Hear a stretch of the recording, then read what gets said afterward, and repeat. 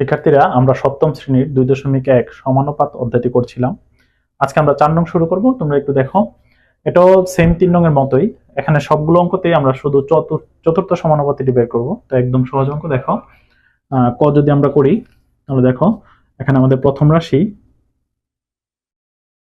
সমান সমান 5, দ্বিতীয় রাশি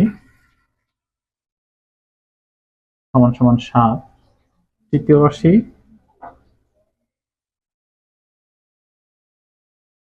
সমান সমান 10।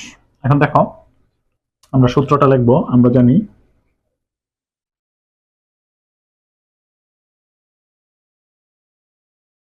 প্রথম রাশি গুণন চতুর্থ রাশি সমান সমান দ্বিতীয় রাশি গুণন তৃতীয় রাশি। এই একই সূত্র দিয়ে 4 নং এর সবগুলো অঙ্ক হবে, তাই আমি সূত্রগুলো আর মুছবো না।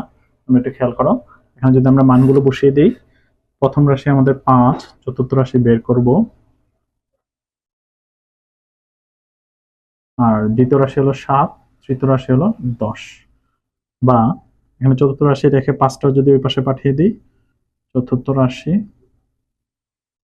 সমান সমান 5 এখানে গুণ ছিল, ওই পাশে যে ভাগ হয়ে যাবে, তাই না? 7 গুণন 10, 5 5 যদি কাটি, 5 দুগুণে 10, 7 দুগুণে 14, তাহলে এটা বের হয়ে গেল 14। তাহলে চতুর্থ সমানুপাতিটি 14, এটাই আমাদের অ্যান্সার। ঠিক আছে, তারপর আমরা চলে যাব খতে।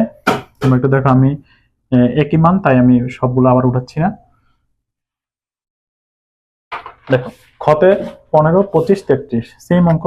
প্রথম রাশি 15, দ্বিতীয় রাশি 25, তৃতীয় রাশি 33। আমরা চতুর্থ সমানুপাতিটি এটি বের করব।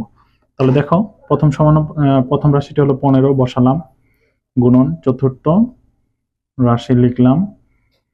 তারপরে দেখো, দ্বিতীয় রাশি হলো আমাদের 25, আর তৃতীয় রাশি হলো 33 লিখলাম। তারপরে 15টা ওই পাশে পাঠিয়ে দিব, চতুর্থ রাশি সমান সমান 15 যদি আমি ভাগ করে দিই, 25 গুণন 33। দেখো, 5 5 25, 3 5 15, 3 11 33, তাহলে 5 11 55। তাহলে চতুর্থ সমানুপাতিটি হলো 55। তাহলে খ নং এখানে শেষ হয়ে গেল। আমরা পরবর্তীটাতে চলে যাব।